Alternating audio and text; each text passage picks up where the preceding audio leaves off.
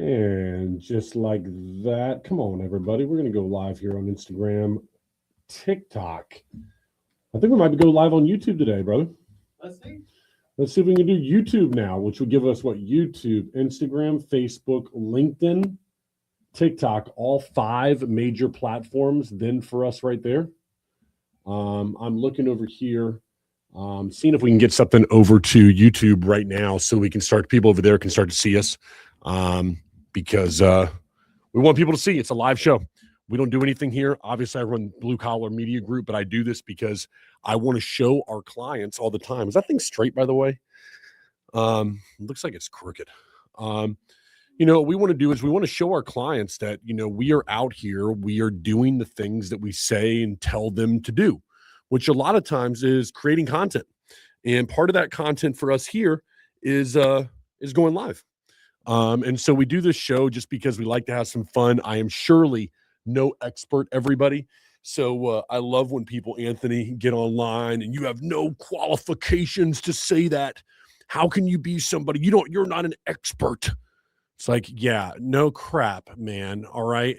I'm a guy who owns a company who gets on here and talks about some things that are going on and gives my opinion. I'll tell you, man, the more content we've created, 500,000+ views that we've gotten this last, really it's been the last 3 weeks is what it's been. It's been an amazing ride that we've had, but it's just incredible to me that where most of the hate comes from, Anthony, are people who hide behind private profiles who want to talk a big game, but then have a picture of a seagull and the fake name in their profile because they think, okay, I'm really going to go change the world by jumping into a comment section and saying a bunch of crap to somebody. When in reality, if you really want to effectuate change, go out there and create something for yourself. If you disagree with what I say, then why don't you get out there and create some content that moves the public discourse in your direction? To me, that makes more sense than attempting to go out there and do a comment section and trying to make change by just cussing up a storm and telling somebody that their opinion is useless. Make change in the right way. And you know what? Maybe you'll have a greater impact on the world. We all are trying to do that. What we do here is no different. You know what? You may disagree with my opinion that I'm going to take on a few of these current issues. You may disagree with a lot of them. But the good news is we don't have any sponsors here. We don't have anybody that we answer to. The only thing we try to do is keep it at least clean enough for all these apps to keep us on here. And then I'm willing to give my opinion. I say this because as I drink my cherry slush, which they were out of our favorite flavor this morning, I say this because if you own a business right now, how many people are scared to create something because they're afraid they're going to lose? Well, there's a phone right there. Okay. How many people are afraid they're going to lose a client because, I don't know, they say something that's wrong because they are, because they're opinionated about something that's going on in the news. I don't want to offend somebody who might be a client of mine. I'll tell you, if you are offended by something that I say to the point where you no longer want to be a client of mine because I have my own personal beliefs about something, then you know what? You were never going to be the right client for me in the first place. Because the people I like to work with, the people that I want to see become fans of this show are not always going to agree with me. My friends don't always agree with me. But what we try to do is have an open discourse with one another so that what we can try to do is find a middle ground somewhere between everybody. And if we can do that, then maybe we're in a better place as a society, and maybe we're in a better place just between two people who have differing views. That, to me, seems to make a lot more sense. What do you think, Anthony? Yeah, definitely. I think just people nowadays just nervous to not just have a view, but just talk and just be like, hey, open to just having a discussion, even if it's like you're like both of you guys have different views, just talk about it, just see like, hey, why do you have this view? Why do I have this view? Yes. Talk. Have a conversation. It's not terribly difficult, everybody. And you can disagree with somebody. We'll talk about that in a few minutes because you can disagree with somebody and still continue to, to maybe not be friends, but you continue to have respect for one another, which I'll tell you, how about this transition into our first story of the day? Everybody, if you have not heard, Nick Fuentes Nick Fuentes is a political commentator, controversial views. He is in the news again with a woman by the name of Marla Rose. If you remember, this was a story back from November of 2024. If you haven't seen the video, just go check it out. Marla Rose disagreed with some things that Nick Fuentes was saying. So Marla, in her, mind, decided that she was going to show up to Nick Fuentes' house. A confrontation ensued. At that, when you see the video, you will see that there is pushing involved. She falls to the ground. She files criminal charges. The criminal charges last for 18 months or so. Eventually, the criminal charges that were filed were dismissed.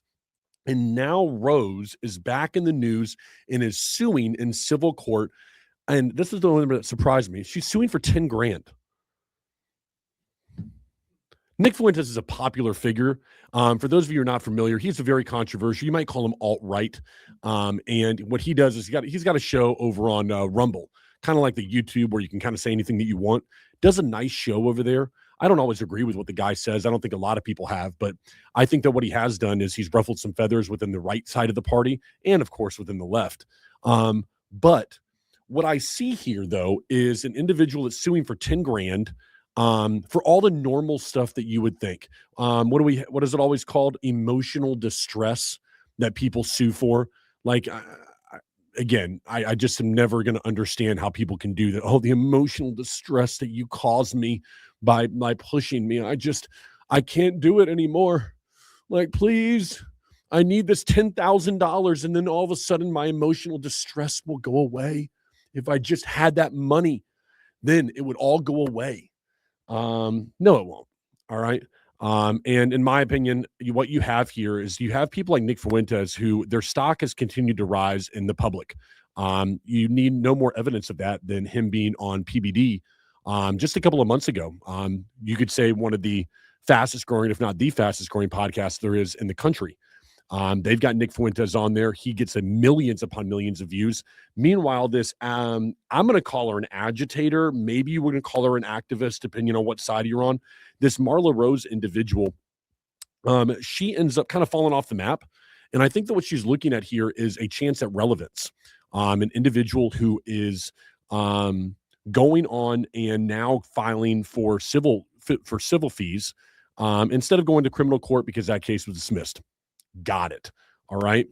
I believe that this speaks to, though, Anthony, some bigger issues, in my opinion, that are going on right now in this country. Yesterday, I was on, for those of you who don't know, I own a company called Blue Collar Media Group. So we work a lot with contractors, roofers, HVAC contractors, people like that. And one of the things that has fallen under scrutiny in the last few years, especially since COVID, has been door to door. All right. And when I saw this story, I couldn't help but think about that. The individuals who come door to door, always trying to sell you a roof or solar or something to clean your glass with or something to pressure wash your driveway. I have to admit that when I see someone come to somebody else's door, I automatically am going to side with the person who owns the house. Because when you open your door to somebody, you have no idea what is on the other side. This thing that we do still in this country where you send people that are random people up to individuals' houses and you ask them to buy something, in my opinion, is archaic, outdated, and dangerous. Now, there are very good door-to-door salesmen, Anthony, and there are great people at what they do. And I'm not saying that good services do not get sold via door-to-door. But what I will say is when somebody comes to my door, I have every right to tell you to get off my property. And if you decide at that point that you want to go ahead and not listen to me, you want to push me further, you want to continue to agitate at that point with the goal of selling something for yourself, because then we have problems, okay? And when I see this Marla Rose lady shows up to somebody's house, can you imagine if you're that individual? First of all, if you've seen the guy, he's not a big dude, okay? So this woman is coming to the door who's already had public disagreements with him. He's opening the door, has no idea what this woman's going to do, say, act, what she is there to actually make happen, doesn't know if she has a weapon. You have no clue what is going to happen right there. And this, to me, speaks to the issue of door-to-door sales that we have in this country. And it's dangerous. If you come to my door and you won't leave my property, what happens then? I am shocked that there is not more fatalities, there's not more police that are called. Maybe there is, and I'm just not a part of it because I'm not in that world of door to door.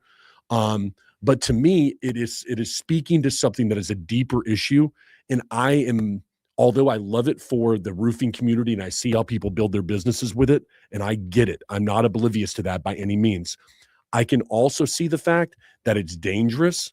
It impositions the person who's in the house. And when door-to-door guys, 99% of the time, do not care about the well-being of the person inside, they're just trying to make a sale. They don't really care if they have solar on their house or that their new roof gets put on. All they really care about is, I need to make a sale. Not every time. There are a few exceptions out there, Deshaun Bryant being one of them, Roof Hustler and that whole entire crew. Okay, there are exceptions that are out there, I want to say. But for the most part, everyone's just being selfish, trying to force somebody into a sale, get a quick wit into there, get him over on them, make the person, you want to get, that's what you're trying to do. And that's what I see right now. I think that this has become very dangerous. I really do wonder what the future holds. Is it going to take somebody shooting an individual? I don't know, because it's very dangerous. Also, this kind of going back to having different opinions. I don't know. Talk to me. I think he was a little too aggressive. I know it's his own house, but he was just knocking on the door and just having a phone out. I don't know about previous whatever, but right. From the video, I don't know. Like, she just knocked on the door, she was having a phone out, and then just immediately shoved her to the ground. And I don't know. It just seems a little too. I like pepper sprays in the face. Well, all right. The pepper spray. There was pepper spray in the face, and there was physical contact. Okay. Yeah, here's what.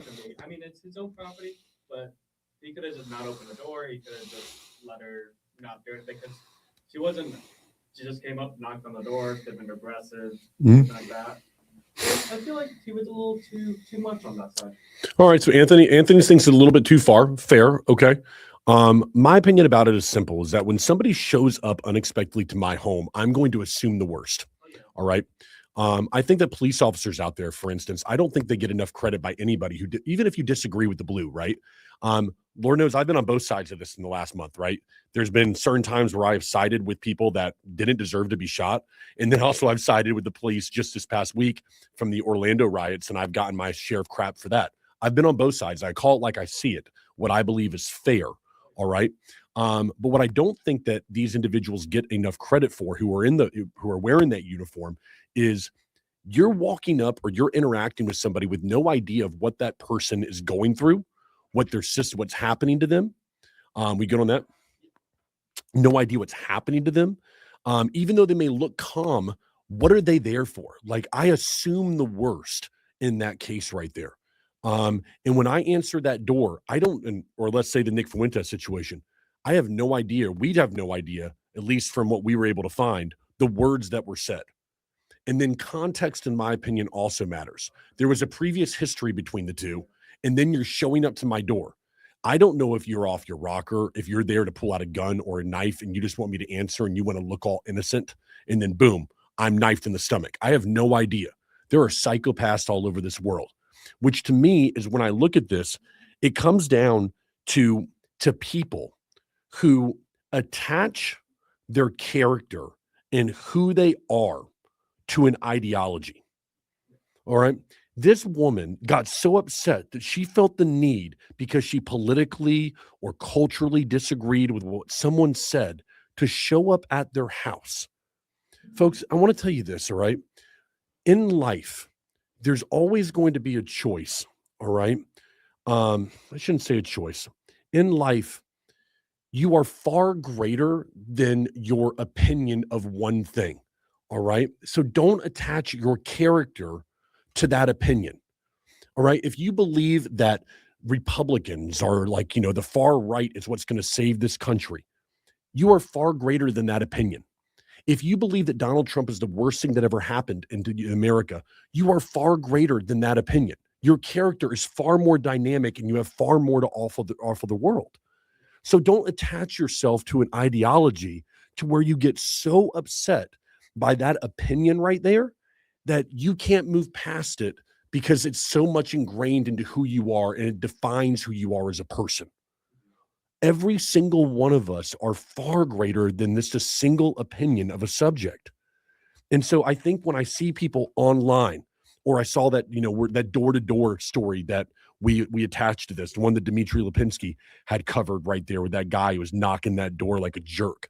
When I see that, what I think to myself is, okay, people, calm down, okay? You've attached yourself so much to being something that you've forgotten so much more of who you are. And that to me is where it runs a danger in this country, all right? What caused a person to show up at someone's door? Because they couldn't handle being disagreed with to a point where it hurt them internally at their core. And I would tell people, I would encourage you to know that your core as a person is much deeper than some ideological opinion. Does that make sense? Yeah, and honestly too, going back to, it's like, just from the video I saw, like, without the context of knowing what happened with her and who all this stuff was, I'll be like, oh, it seems a little extreme to me. But maybe beforehand there was a lot of, I don't know the context of like her, but apparently there was some confrontation with him and her. Yeah. I don't know if it was like publicly or if it was just like social media wise, but yeah. But I can understand where he's coming from. Like, okay, I don't know what's going on, but like, but from the video I saw, it's too. It's weird. It's a weird balance where you gotta. It is. We don't know all the facts, and I think that we should be slow to pass judgment. But what I will say is that the criminal case was dismissed. All right, that went on for a long time. Now we're in a civil case right here, and I'm like, okay, what's the goal here, right? What was it? What was she saying? It was the normal stuff. Oh yeah, the emotional distress. Okay, stop. Is that what was? That's what she's alleging in the civil case: emotional distress and physical injuries that happened from the entire thing. She wants like 10 grand. I think more than anything, like I said, what she wants is to be relevant. And when you have someone like Nick Fuentes, whose stock is on the rise, whether you like him or not, his public notoriety is on the rise. And probably for her, I've never heard of her before. Not to say she's not relevant. I have no idea. Maybe she is, but I never have. And so perhaps if you're her, what you're looking at is, I need to revive a story so that shows will actually cover my name again when normally they would never know who I am. And here we are down in Florida doing exactly that. So, heck, maybe she's a marketing genius. I was just saying that maybe I should just go ahead and see the other side of for people I don't agree with, or not attach myself to an opinion. And maybe I'm wrong about Marla Rose, the marketing genius that she is over here. Oh yeah, what is it? Every publicity, or is all good publicity or even bad publicity, it's all good for you or for your business, or for, that's interesting in today's world. We every day we're putting out videos out there, and it's crazy to think that thousands upon hundreds of thousands of people have seen us, and thanks to your work and the opinions that we have. But I mean, I think most agree with us, because I think we probably try to put out some common sense stuff. But then, man, you got some people who don't agree with us too. That's for darn sure. All right. Anything else about that one, brother? All right. So I want to move on to this next story right here, everybody. This one right here is sad in a lot of ways, not just for me, but for a lot of people. Controversial country music artist, one of the most authentic individuals that there's ever been in the country music game, David Allen Coe, passed away yesterday at 86 years old. I was trying to think about how to place him. I mean, I would say the last of a dying breed, an individual that was far ahead of his time in some ways, and yet archaic in others. I would say that at times his views on race and on that of gender, perhaps, or sexuality would be looked at as archaic, while his way of approaching country music and branding was something that was so far ahead of his time. He was like outlaw country. That's what he represented back in the 70s. He was the Merle Haggard, the Willie Nelson era, the Waylon Jennings. All right. Like these guys were a time when country music was different than what it is today. And he was so far out there, so unpredictable. All right. That country music didn't want much to do with him for a very long time. I was just reading the article this morning. It was a story that I had heard before. And honestly, I wasn't even sure it was true about him until I was reading some articles this morning that he used to park a hearse in front of the Grand Ole Opry, and he would live in that hearse. And it was his way of protesting country music that had ostracized him because it was like country music is dead. In his mind, that's how he felt. And this was a guy that, just like I said, ahead of his time when it came to the marketing and the brand of who David Allen Coe was. He was eccentric at times. His outfits, just like the whole thing was just a show. I don't think there's a person today that he would actually compare to. I don't think that he would have made it in country music today. In addition, I think that he's a representation of, well, a guy that really went through a lot. I mean, 20 years the man spent in and out of correctional facilities before he ever made it inside of country music. And you don't know what that does to a person, right? But yet he made it. He did it. And in the end, I think that people looked at him as a generational and transformative talent. And I believe that he will be remembered that way. Yeah, I think so. His music, I remember listening to some of his songs in a Grand Marquis, drive with my mother back home from elementary school. I'd play him on the radio every now and then, and he had written a lot more songs. But, you know, when I think about him, and I was trying this morning as I read that, I kind of had a little nostalgia feeling of listening to those songs and my mother's Grand Marquis. You know, it's crazy how crazy. It's sad. Maybe it's unfortunate how country music, well, yeah, country music and everything that maybe country music tends to like, the fans of country music, has gotten watered down. Take country, let's just take the music, for instance. 2024, the biggest artist in country music is Morgan Wallen. I think people would mostly say that. The guy threw a chair off of a balcony, okay, and hits the ground, and all of a sudden, people were up in arms because Morgan Wallen was doing that. This guy right here was on a different level, spending 20 years in prison, in and out, before he even had an opportunity at country music. And let me be clear how I like my country music artist. I like them with a little bit of, you got to have some depth to you, all right? I don't want someone that's not been in trouble. I like my country music artists with a little bit of a drug problem, that I've got a little bit of running with the law. Maybe they've made some mistakes with some girls, okay? And they've made some mistakes at night and doing some things they shouldn't be doing. I like a guy who's got a little story to him. I like someone who, when they write a song, I feel like I can believe them. And when I see this, I think about like the dichotomy between what country music was maybe in the 1970s, and then even in the early 80s, and then what it's become today, which is much more manufactured. It's become much more, you might say, corporate. And I think that, sadly, for people like me who are fans of country music, so many things that I'm a fan of have become too corporate. NASCAR, too corporate. Country music, too corporate, all right? Even the trades, roofing and HVAC that we're a part of, how many of them are getting bought out by private equity firms and becoming, again, more corporate? I was thinking about WWE, something that, man, listen, I mean, a lot of guys who like WWE like country music, but yet WWE, it's all a bunch of YouTube stars now. We just had WrestleMania. It seems like everything, if you're a country music fan, has just continued to get watered down by corporate. The NFL, we were looking this morning.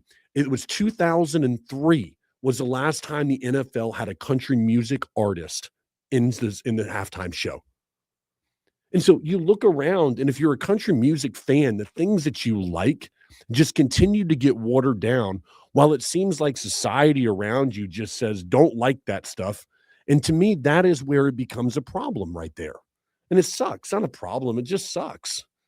Because you want the things that you like, I don't know, to be in, everyone wants to be accepted and feel like, man, a place that they can go and share their ideas and their values. But when everything seems to be more corporate and, I don't know, more mainstream, it feels less and less like you have that opportunity anymore in this world.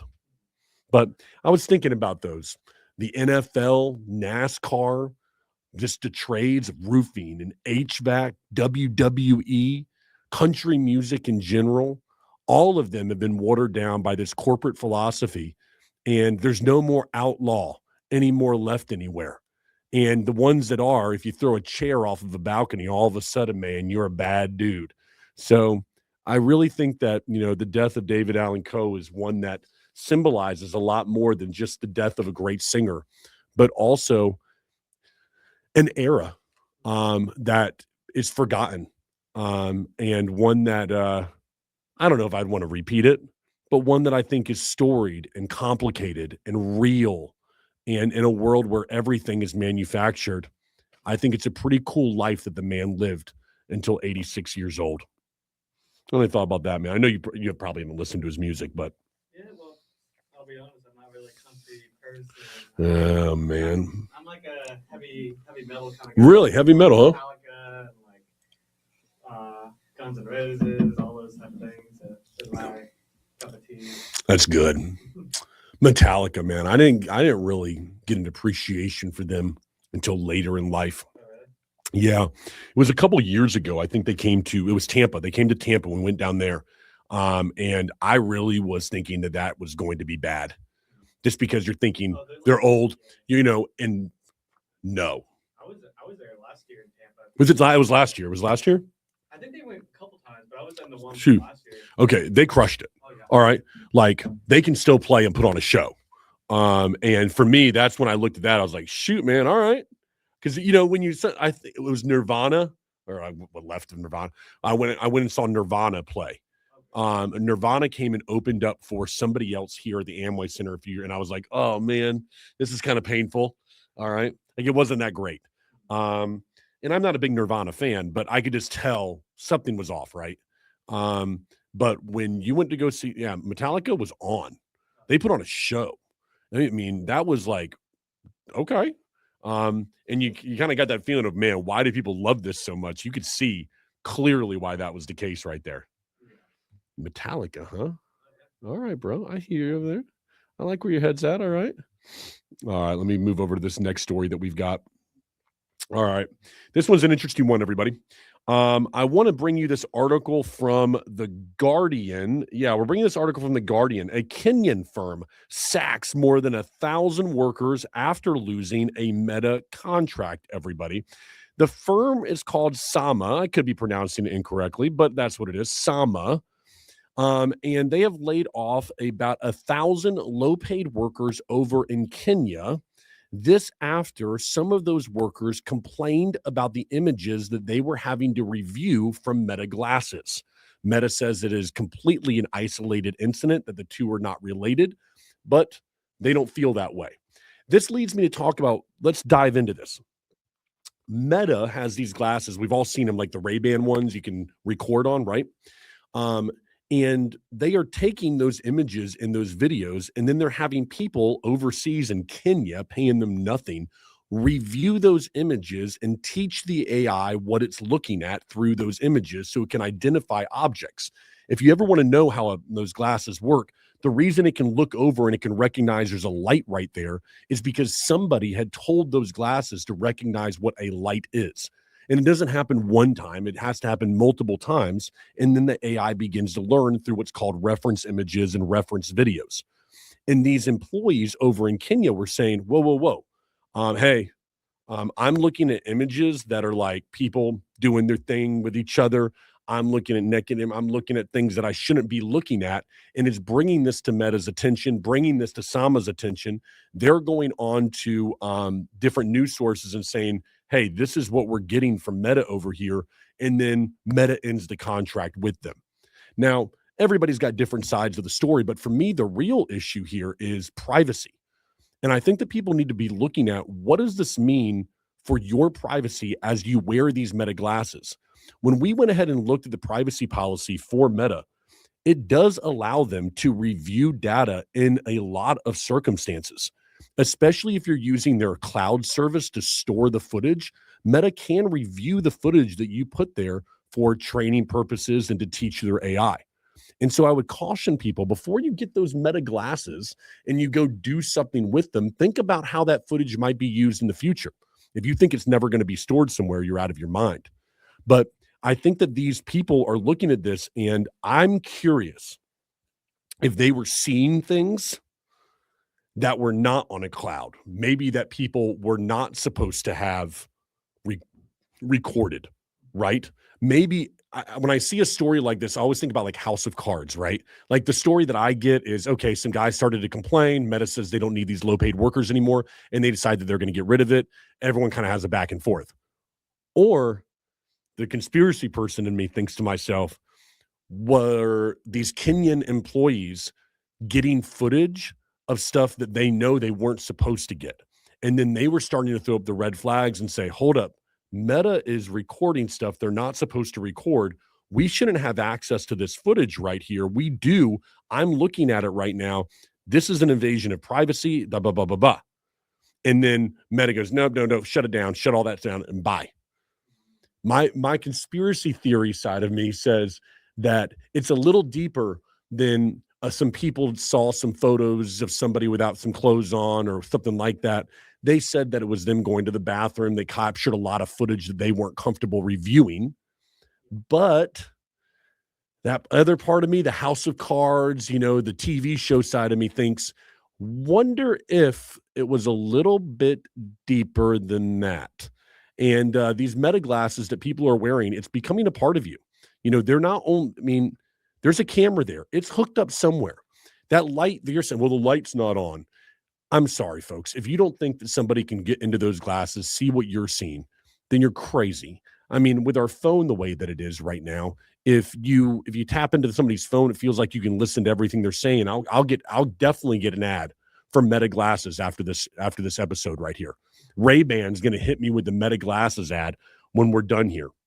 Do you think they could be viewing the stuff that the average person just thinks is only on the glasses?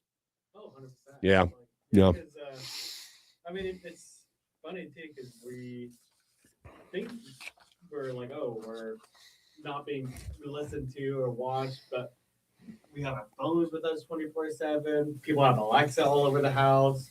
Alexas have cameras on it to watch you with that. They're listening to you. They're just everything. So yeah. And people find it weird. Oh, why is I'm not even looking up anything, but why am I getting these ads for a cruise ship? Well, I'm like, well, you were talking about a cruise, and yep. And and then you're just getting all these ads, and so even just talking about it, if someone's listening and just giving you whatever you want. I asked ChatGPT about it, and it said, yes, Meta can review the recordings from those glasses, but usually, Anthony, only after the data is uploaded to the cloud or used with AI features. Well, how many people have the glasses turned on with AI features? That's probably the reason you have the glasses. And when that happens, both software and human reviews may analyze the footage and train the system. You're not getting the glasses unless you're probably using the AI features. It's probably just when you first sign it, there's that whole 20-page thing, but you have to accept it. You're not going to read it all. And there's probably in there saying we're going to use AI features for everything with this. Yeah, no one reads those privacy terms. It's like a baggage policy when you're going on a flight. What are you going to do? Not check it, then not get on the flight? I can't walk up to the counter at American Airlines and say, I disagree with this section of your baggage policy. Can we get that changed and then I can board the plane? No, you're going to check it like everybody else does and throw your bag and hope for the best. Same thing with these Meta glasses. You're going to go scroll, check it off because you're going to go to the Apple store. You're going to go to the Meta store, wherever you're going to go, the Ray-Ban store, and you're going to go, you know what? I disagree with this couple sentences right here. I'm going to need your attorneys to take a look at this and change this one for me. No, Everybody does exactly what you say. We accept it, and we accept the fact that, you know what, we're getting an invasion of our privacy, but you're getting the technology that goes with it, and so you hope that the good outweighs the bad. That's all we're doing here, folks. All right. But interesting one to keep an eye on. I continue to say this seems like House of Cards to me, like very, like we're getting one story in the news, but there's something separate going on behind the scenes on this one. Next story is one that you brought to my attention, everybody. This one's coming out of BBC Sports, and it is reporting Saudi Arabia, everybody, is withdrawing from its multi-billion-dollar deal with LIV Golf at the end of the season. Bum, bum, bum. The end of LIV Golf is just about upon us. Now, for those of you who like I'm a fan. I'm not a huge golf fan, okay? I like the sport. I'll be honest, I don't know all of the names, everybody. And so I don't want to sit here and go into like what I know and, oh, man, this happened and then this is what's going to happen with this. But everything that I can read about this, bro, the one thing that jumped out to me is there was a series of LIV golfers, right, who jumped from the PGA over to that tour, right? It started back in 2021. These golfers had an opportunity to join the PGA Tour back again, and one of them, is it Kepa? Is that how you pronounce it? Yeah, Kappa. For me, I could be pronouncing this incorrectly. He took the offer and got fined a pretty good amount. Like he had to pay some penalties, and but he took the offer to get back into the PGA. And now what I look at is they technically don't have to allow these LIV golfers back into the PGA Tour. And I'm very interested to see if that actually happens. I'd love to know somebody could comment or give me a little bit of information about this, because everything that we can read says that they could blackball these guys forever, like a Pete Rose situation. Like, hey, you decided to go and leave our sport. Pete Rose was gambling, but you decided to leave our sport. You know what? Screw you. We don't need you. All right. And for me, PGA deserves an award for how to handle something like LIV Golf, because there was a little bit of time right there where people were thinking that the PGA might be finished. And then I don't know what happened in the back rooms, but boy, did they ever just squash that. And now they're in even a better position of power. And if you're sitting in the PGA, you're going like, yep, what are you going to do, guys? Anybody else want to go start their own league and leave the PGA? Anybody? And no, you don't. Because you know what? Now everybody realizes we're the king around here. No one else. Everyone understand in the room? Yeah. And I think the PGA could send a message with these golfers. The one thing I am reading right now, and again, I'm not a huge golf fan. The one thing I did notice is that the majors, those golfers could still participate in, because they're not governed by the PGA Tour. They're governed by the individual, I think the major event itself, like Augusta does the Masters type of thing. And I'm not sure about each one of them and who they're governed by. But when I look at this, it still says that, people like, and again, I'm terrible with their names, but the guy who can hit the ball really far, DeChambeau, Bryson DeChambeau, like someone like that, he could still play within the major tour events, but couldn't play on the PGA Tour if they blackballed him. That's my understanding. And because, again, if I'm the PGA Tour, I send a strong message here that, nope, we gave you your chance. You bailed on us. Remember that.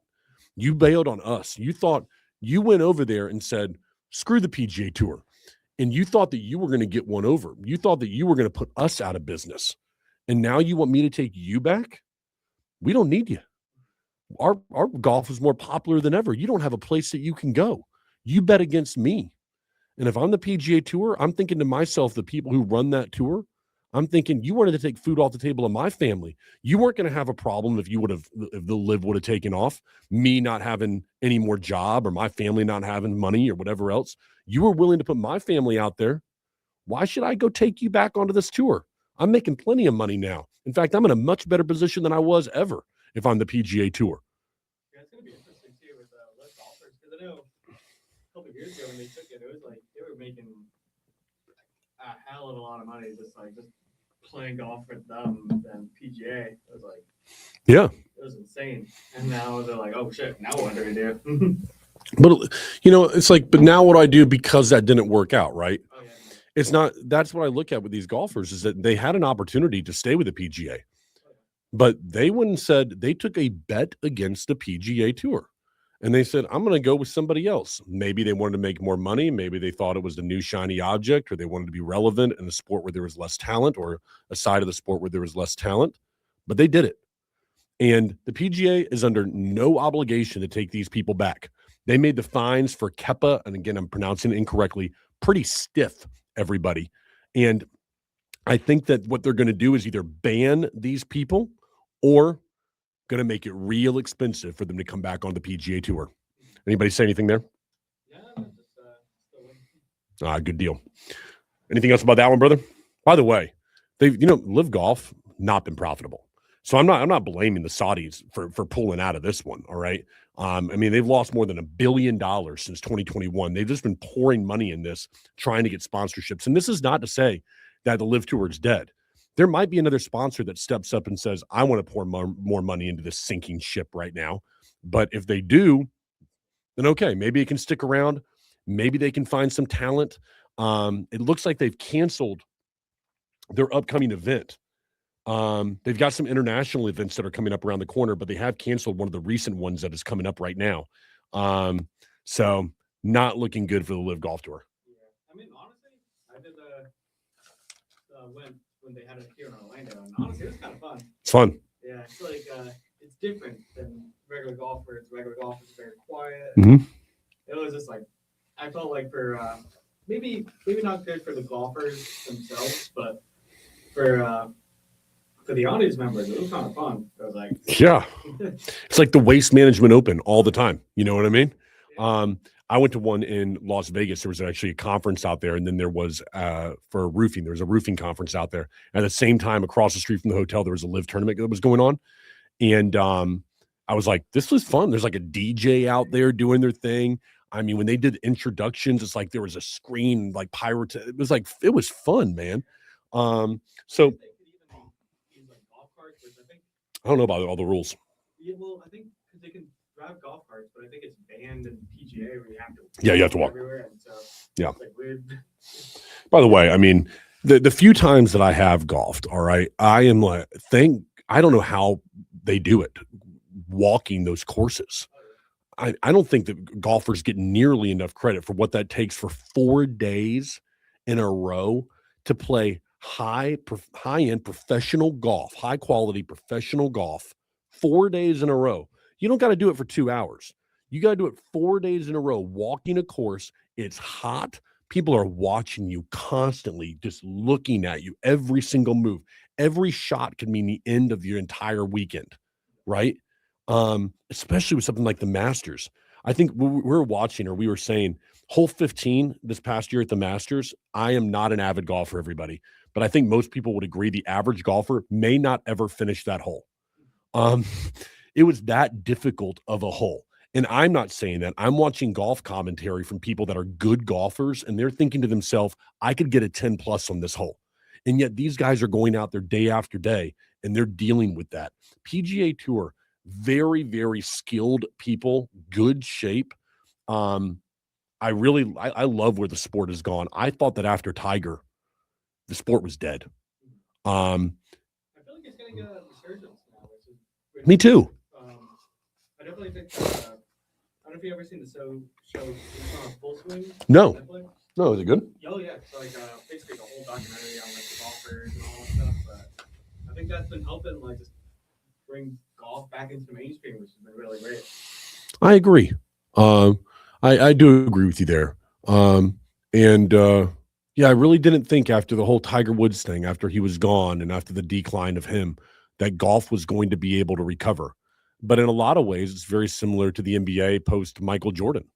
A lot of people thought the NBA was not going to have the talent to be able to carry on, and that, oh man, what are they going to do after Michael? But there's been a lot of great talent that's been able to come in there and keep the stadiums full and keep fans very happy. And so PGA, hats off to them. They've made the right moves here. In the end, they're in a position of power like no other right now. All right, folks, our last story of the day that we have here. I wanted to bring some good news to end the day here today, man. We're not going to show it here on the live feed because just a little bit too much work, and we've got some issues with what's it called? Where I can't show on YouTube and some of these places. I can't show the actual video. We can't do it on the live feed. But I encourage everybody. The good news today. If you haven't seen it, last month at MegaCon in Orlando, this moment happened between John Cena and a fan. What an absolutely incredible moment. I'm not a fan of John Cena as an actor, but I'm a fan of John Cena as a person. I didn't realize the man has granted over 650 Make-A-Wish requests. I got down the rabbit hole last night of watching some of his videos where he does this, and he seems so genuine and so kind and so enthusiastic about actually being there for his fans. It doesn't seem manufactured at all. I don't know. I got a little choked up watching some of it last night. I wrote some stuff down here that it made me think about, Anthony. The empathy that I see within someone like John Cena, right? Who has money, looks, fame, but yet for some reason, he just really emotionally empathizes with the fans that are in front of him. And I believe that we all would do a little bit better, Anthony, to understand that everybody that we come in contact with in our life is struggling with something that they tell nobody about. They're struggling with an insecurity. They're struggling with a vice. They're struggling with a past decision. They're struggling with anger or just struggling to look at themselves in the mirror in the morning because of God knows what. And every single person that you come in contact with today has something inside that they are dealing with, right? And I think what John Cena taps into is this empathy that he may not be going through that, but he knows that that person in front of them right there has a pain that he can't imagine, that he can help to heal that pain a little bit. And that to me is something that is worth pursuing. I get so caught up with this business and what we have to do with clients. Sometimes I forget the power that we have of just being nice to somebody because you don't know what they're going through on the other side. I go like this morning when I went to go get my coffee, my Einstein Bagels place. I kind of went out of my way to be a little nicer to the person at the front because I don't know, after watching this whole John Cena thing and making me think, I have no idea what that person is going through. And I think when we started this show, we were talking about people who they begin to attach their identity to an ideology, right? And in doing so, there's a lot of danger. And I would say that all of us are so complex. We all have more than just one idea. We're more than just one thing that we say or one opinion that we hold. Just because someone disagrees with you doesn't mean that they're a bad person. They just disagree with you on something.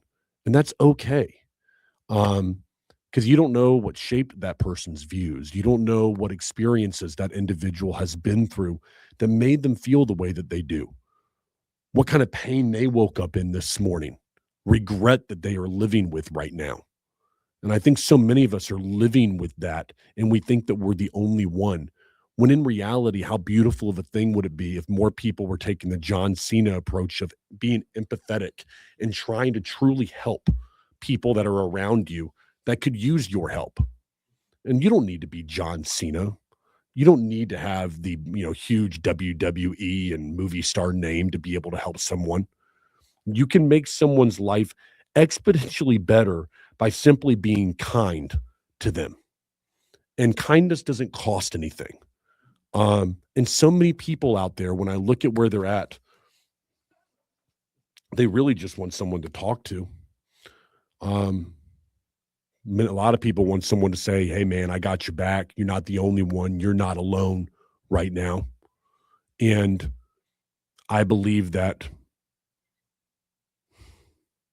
individuals will a lot of times just because they hear one thing about them, right? And it's a good reminder for me in a way of just how much depth there is to people.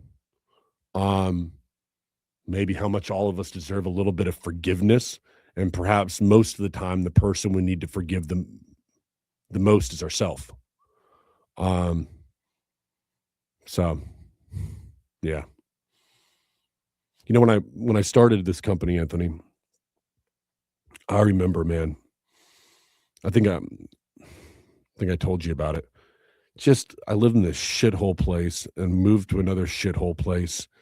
And there was a foreclosure on the condo that I was in. They put a big tape over it, right?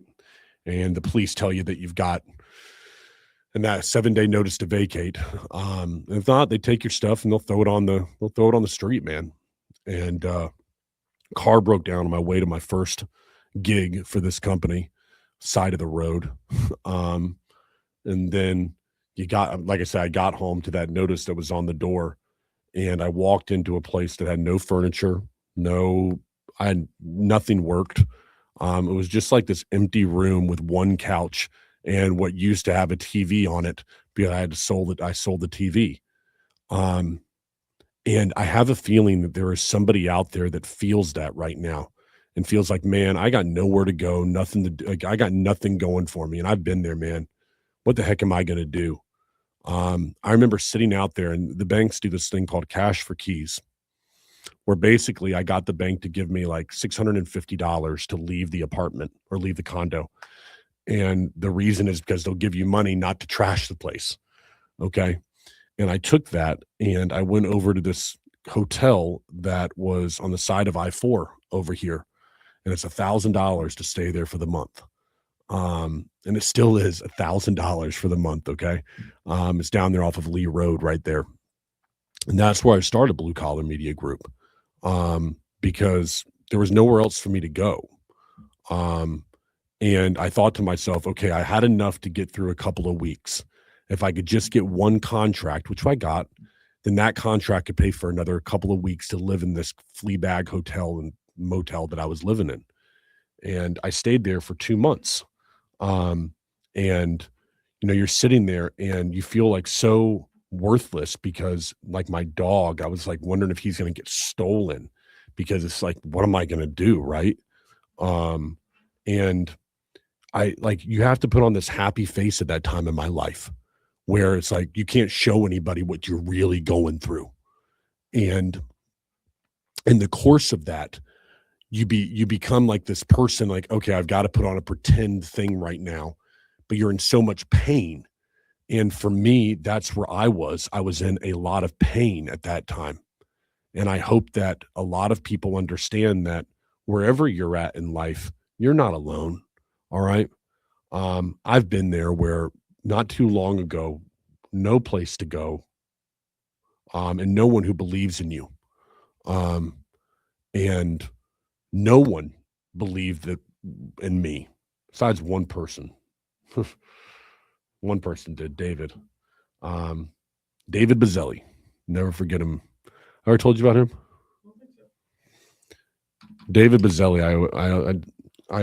I will never not get emotional talking about David Bazzelli. He owned this company called Job Progress that became Leap. And David gave me an opportunity when nobody else would with Blue Collar. And we went out there. I went to a place in Lakeland for our first contract that we ever had with the company. And in the course of going out there, I screwed it up royally. All right. Like when I talk about royally, I didn't know what an ND filter was. So what do you think the footage looked like? Shooting outside. I didn't know what I was doing. And then David got the footage because we were going to use it as like a contractor highlight for his company, Job Progress, a CRM. And he's like, he couldn't use it. It was terrible. I mean, awful. And he'd already paid me up front in full. And he's like, okay, good. He goes, let's do it again. I said, what?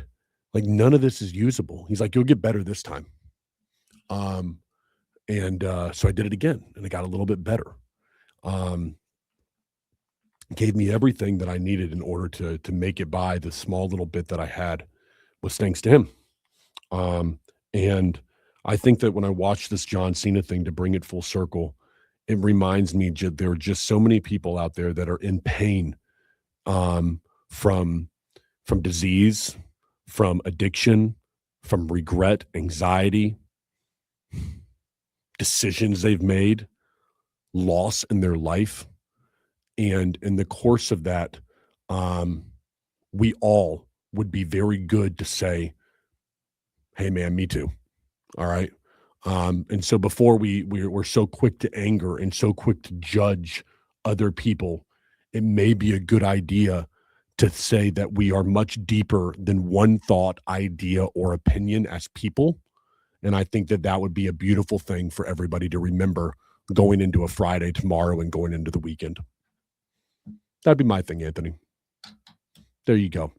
So on that note, covered a lot in the news that we had here today. Obviously, check out the John Cena video if you haven't. We covered the Nick Fuentes and the Marla Rose case. David Allen Coe, of course, passing away at the age of 66 or 86. Thousands of workers laid off over there in Kenya after, let's say, some controversial things that they had to see. Saudi Arabia pulling out of LIV Golf. A lot of great stories that we had here this morning. Of course, if you found anything, shoot us a message. We'd love to know what you want us to talk about. We're headed into Friday tomorrow. Have a fun show for you tomorrow. I appreciate you all joining us here on the Patrick Carr Show. We'll see you tomorrow.